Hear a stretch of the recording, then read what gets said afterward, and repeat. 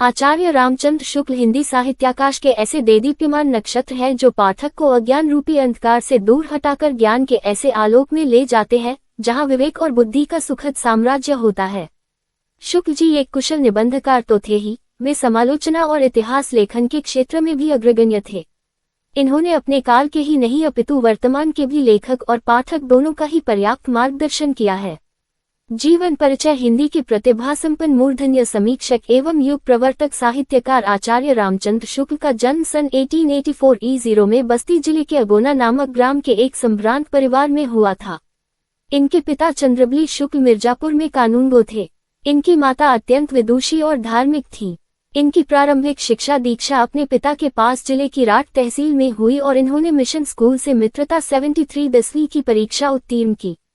गणित में कमजोर होने के कारण ये आगे नहीं पढ़ सके।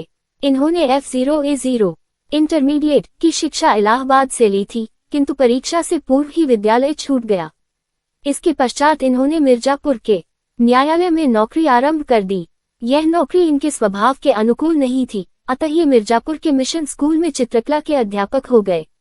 अध्यापन का कार्य करते हुए इन्होंने अनेक कहानी, कविता, निबंध, नाटक आदि की रचना की। इनकी विद्वत्ता से प्रभावित होकर इन्हें हिंदी शब्द सागर के संपादन कार्य में सहयोग के लिए श्याम सुंदर दास जी द्वारा काशी नागरी प्रचारिणी सभा में ससम्मान बुलवाया गया। इन्होंने 19 वर्ष तक काशी नागरी प्रचारिणी पत्रिका का संपादन भी किया। कुछ समय पश्चात इनकी नियुक्ति काशी हिंदू विश्वविद्यालय में हिंदी विभाग के प्राध्यापक के रूप में हो गई और श्याम सुंदर दास जी के अवकाश प्राप्त करने के बाद ये हिंदी विभाग के अध्यक्ष भी हो गए। स्वाभिमानी और गंभीर प्रकृति का हिंदी का ये दिग्गज साहित्यकार सन 1941 ईरो में स्वर्गवासी हो गया। रचनाएं शुक्ल जी एक प्रसिद्ध निबंधकार, निष्पक्ष आलोचक, श्रेष्ठ इतिहासकार और सफल संपादक थे। इनकी रचनाओं का विवरण निम्नवत है। 1. निबंध इनके निबंधों का संग्रह चिंतामणि 2 भाग तथा विचारवीथी नाम से प्रकाशित हुआ। 2. आलोचना शुक्ल जी आलोचना के सम्राट हैं। इस क्षेत्र में इनके 3 ग्रंथ प्रकाशित हुए।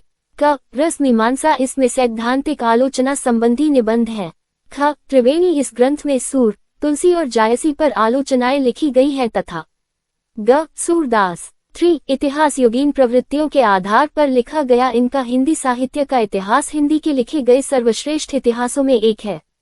4. संपादन इन्होंने जायसी ग्रंथावली, तुलसी ग्रंथावली, भ्रमरगीत सार, हिंदी शब्द सागर, काशी नागरी प्रचारिणी पत्रिका और आनंद कादम्बिनी का कुशल संपादन किया।